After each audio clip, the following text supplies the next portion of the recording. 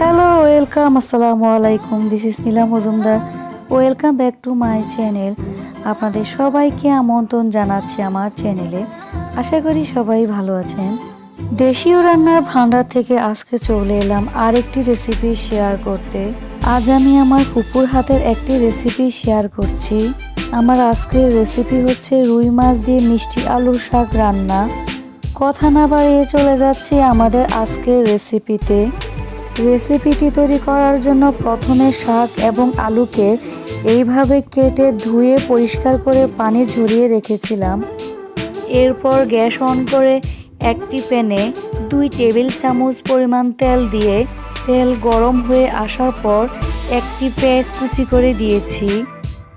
এখন brown colour হওয়া পর্যন্ত ভেজে নেব। ব্রাউন কালার হওয়ার পর শাক এবং আলু দিয়ে দিলাম।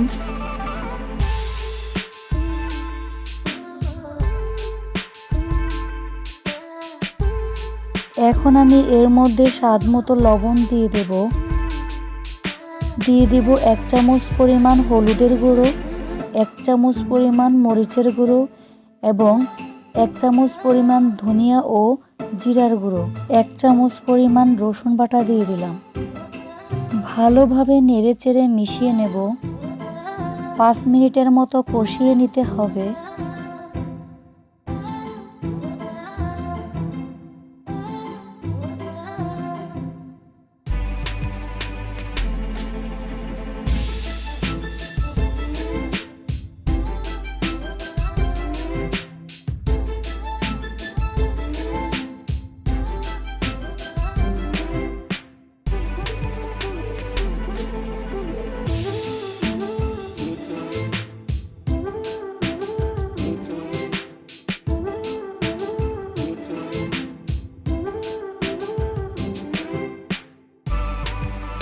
ভালোভাবে নেড়েচেড়ে কয়েক মিনিট কষিয়ে এর মধ্যে পানি অ্যাড করে দেব। এখানে প্রায় 1 কাপ পরিমাণ পানি অ্যাড করেছি। ভালোভাবে নেড়েচেড়ে মিশিয়ে নেব।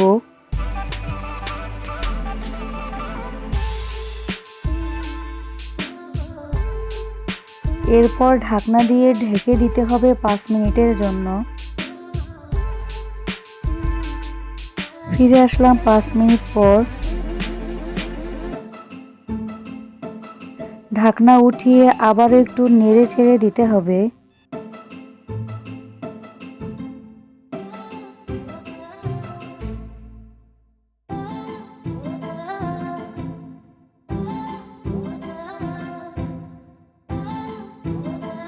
নেড়ে চেড়ে কয়েক মিনিটের মতো কষিয়ে নিয়ে আগে থেকে ভেজে রাখা রুই মাছ দিয়ে দেব।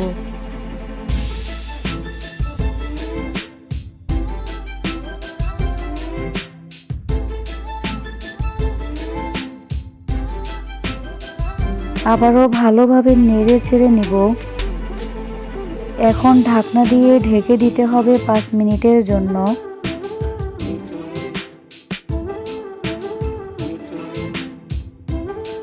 ফিরে আসলাম 5 মিনিট পর। ঢাকনা উঠিয়ে এর মধ্যে সামান্য পরিমাণ ধনিয়া কুচি দিয়ে দিলাম।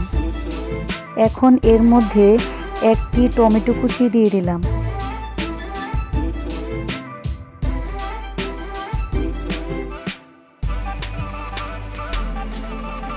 এখন ঢাকনা দিয়ে ঢেকে দেব 5 থেকে 7 মিনিটের জন্য। ফিরে আসলাম 5 মিনিট পর।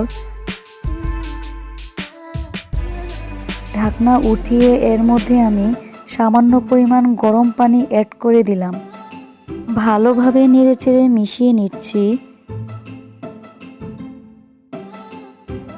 এখন ঢাকনা দিয়ে ঢেকে দিতে হবে 10 মিনিটের জন্য।